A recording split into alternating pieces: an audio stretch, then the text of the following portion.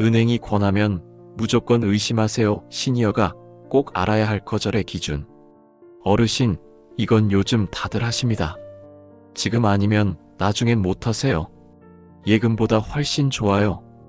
은행 창구에서 이런 말 들어보셨죠? 저는 사회복지사 김인경입니다. 오늘은 여러분께 무거운 이야기를 드려야 합니다. 평생 모은 돈, 단 한 번의 서명으로 묶여버린 분들의 이야기입니다. 실제로 제가 만난 71세 박할머니는 은행 직원의 권유로 2천만 원을 신탁에 넣었다가 3년 동안 한 푼도 못 쓰고 계십니다. 은행이 권하는데 나쁠 리 없다고 생각했어요. 이 한마디가 얼마나 많은 분들을 위험에 빠뜨리는지 아십니까? 오늘 이 영상 끝까지 보시면 은행 직원의 친절한 말이 전혀 다르게 들리기 시작할 겁니다. 먼저 이것부터 이해하셔야 합니다. 은행 직원은 나쁜 사람이 아닙니다. 하지만 여러분 편도 아닙니다. 왜일까요? 은행 직원에게는 여러분이 모르는 실적 압박이 있습니다. 펀드 판매 목표, 보험 가입 목표, 신탁 실적 목표, 매달 이 숫자를 채워야 직원 본인의 평가가 올라갑니다. 그래서 상담이 아니라 판매가 되는 겁니다. 어르신께 딱 좋은 상품이에요라는 말은 사실은 이번 달 실적이 부족해서 꼭 가입시켜야 해요라는 뜻일 수 있습니다. 여기서 중요한 건 은행 직원을 비난하려는 게 아닙니다. 구조를 이해하셔야 한다는 겁니다. 상담실에서 나누는 대화는 친절한 대화가 아니라 판매 과정일 수 있습니다.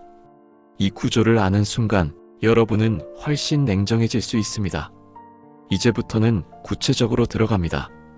은행 창구에서 절대 넘어가면 안 되는 말 3가지입니다. 첫 번째, 원금 손실 거의 없습니다. 거의라는 단어를 보셨습니까? 거의 있을 수도 있다는 뜻입니다. 예금은 절대 손실이 없습니다. 거의라는 말이 나오는 순간 그건 이미 예금이 아닙니다. 두 번째, 지금 아니면 기회 없습니다. 금융상품의 마감 기한은 없습니다. 오늘 없어진다고 해도 비슷한 상품은 내일 또 나옵니다. 급하게 결정하라는 건 여러분이 생각할 시간을 주고 싶지 않다는 신호입니다. 세 번째, 다들 이거 하세요. 여러분 주변에 정말 이 상품 가입한 사람 몇 명이나 아십니까? 다들이라는 말은 판매 기법일 뿐입니다. 남들이 한다고 여러분도 해야 하는 건 아닙니다. 이 3가지 말이 나오면 일단 멈추십시오. 안전해 보이지만 위험한 상품의 공통점. 그럼 어떤 상품이 위험할까요? 예금처럼 보이지만 예금이 아닌 상품들이 있습니다. 공통점 첫 번째, 이름이 헷갈립니다. 신탁형 예금, 보험형 저축, 펀드형 적금, 예금, 저축, 적금 같은 안전한 단어가 들어가지만 앞에 다른 단어가 붙으면 전혀 다른 상품입니다. 공통점 두 번째, 약관이 두껍습니다. 서류가 10장 넘어가면 의심하십시오. 진짜 예금은 약관이 간단합니다.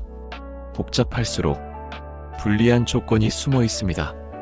공통점 세 번째, 중도 해지 설명을 피합니다. 혹시 중간에 돈 필요하면 어떻게 돼요? 이 질문을 하십시오. 대답이 얼버무려지거나 그럴 일 없으실 거예요 라고 하면 100% 위험한 상품입니다. 중도 해지 조건을 숨기는 상품은 묶어두려는 상품입니다. 실제 사례 서명 한 번의 대가. 실제 사례를 들려드리겠습니다. 67세 최할아버지, 은퇴 후 받은 퇴직금 5천만 원을 은행 직원 권유로 변액연금보험에 넣으셨습니다. 연금도 받고 수익도 난다고 해서요. 그런데 1년 뒤 건강이 나빠져서 병원비가 급하게 필요했습니다. 해지하려고 하니 수수료와 위약금을 떼고 4,200만 원만 돌려받을 수 있다고 했습니다. 800만 원 1년 만에 사라진 겁니다. 은행이 권해서 믿었는데 이럴 줄 몰랐어요. 최 할아버지는 지금도 그 돈을 쓰지 못하고 묶어두고 계십니다. 서명 한 번 30초 결정이 노후 자금 전체를 흔든 겁니다. 이런 일이 하루에도 수십 건씩 일어나고 있습니다. 은행이 숨기는 건 아닙니다. 하지만 먼저 설명하지 않는 것들이 있습니다. 첫 번째, 진짜 수수료. 수수료 1%입니다라고 하면 작아 보이죠? 하지만 5천만 원이면 매년 50만 원입니다. 10년이면 500만 원입니다. 게다가 숨겨진 수수료가 더 있습니다. 판매 수수료, 운용 수수료, 환매 수수료. 다 합치면 연 23%가 넘는 경우도 많습니다. 두 번째, 해지 페널티 구조. 중도 해지하면 원금의 5%, 15%까지 손실이 날 수 있습니다. 3천만 원이면 최대 450만 원을 떼고 돌려받는 겁니다. 세 번째, 수익 구조의 진실. 최대 연 5% 수익이라는 말은 최대일 뿐입니다. 마이너스도 가능하고 0%일 수도 있습니다. 하지만 수수료는 수익이 나든 안 나든 매년 빠져나갑니다. 이제 여러분 스스로를 점검해 보십시오. 이런 생각으로 결정하셨다면 위험합니다. 첫 번째, 은행이니까 믿고 은행 건물을 믿는 건 맞습니다.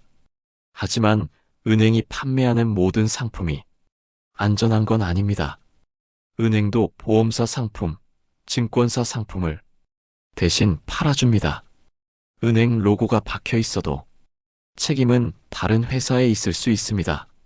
두 번째, 귀찮아서 그냥 하라는 대로 할게요. 이 한마디가 가장 위험합니다. 노후 자금은 귀찮다고 넘어갈 돈이 아닙니다. 10분 귀찮은 게 10년 후회로 바뀝니다. 세 번째, 아들이 추천해서. 가족도 금융 전문가가 아니면 잘 모릅니다. 특히 자녀가 바빠서 엄마 그냥 은행 말대로 하세요라고 한 경우 절대 그대로 하지 마십시오. 가족의 조언이 아니라 가족과 함께 따져봐야 합니다. 이제 실전입니다. 은행 창구에 앉으셨을 때 반드시 이 세 가지를 물으십시오. 질문 1. 총 수수료가 정확히 얼마입니까? 연 몇 %가 아니라 원 단위로 물으십시오. 제가 3천만 원 넣으면 매년 얼마씩 수수료로 나갑니까? 이렇게 물으면 숫자가 확 커 보입니다. 그래야 정신이 듭니다. 질문 2. 중도 해지하면 손실이 얼마입니까? 1년 후, 2년 후, 3년 후 각각 얼마를 잃는지 표로 보여달라고 하십시오. 말로 별로 없어요라고 하면 안 됩니다. 질문 3. 오늘 꼭 결정해야 하는 이유가 뭡니까? 이 질문에 명확한 대답이 없으면 오늘 결정하지 마십시오. 내일 와도 똑같습니다 라는 대답이 나오면 그게 정답입니다. 집에 가서 생각하십시오. 마지막으로 이런 신호가 보이면 무조건 거절하십시오. 신호 1. 즉답을 요구할 때 지금 바로 결정하셔야 해요. 오늘만 가능합니다. 이런 말이 나오면 100% 거절입니다. 급할수록 여러분에게 불리합니다. 신호 2. 가족과 상의를 막을 때 자녀분들은 잘 모르실 거예요. 혼자 결정하셔도 됩니다. 이런 말이 나오면 절대 서명하지 마십시오. 숨길 게 있으니까 가족에게 말하지 말라는 겁니다. 신호 3. 서류가 갑자기 많아질 때 여기만 사인하시면 돼요. 약관은 나중에 보셔도 돼요. 서류가 많다는 건 복잡한 구조라는 뜻입니다. 복잡할수록 여러분에게 불리합니다. 지금 못 읽으면 집에 가져가서 읽으십시오. 여러분, 오늘 영상 여기까지입니다. 마지막으로 이것만 기억하십시오. 노후에는 버는 것보다 지키는 것이 중요합니다. 5%더 벌려다가 50% 잃는 경우가 너무 많습니다. 평생 모은 돈은 실험 대상이 아닙니다. 그리고 거절은 손해가 아닙니다. 거절은 방어입니다. 집에 가서 생각해 보겠습니다. 이 한 문장이면 충분합니다. 은행 직원이 서운해할까봐 억지로 가입하실 필요 없습니다. 여러분 돈 지키는 게 먼저입니다. 오늘 영상이 도움이 되셨다면 주변 어르신들께도 꼭 공유해 주십시오. 좋아요와 구독은 큰 힘이 됩니다. 다음 영상에서 뵙겠습니다. 감사합니다.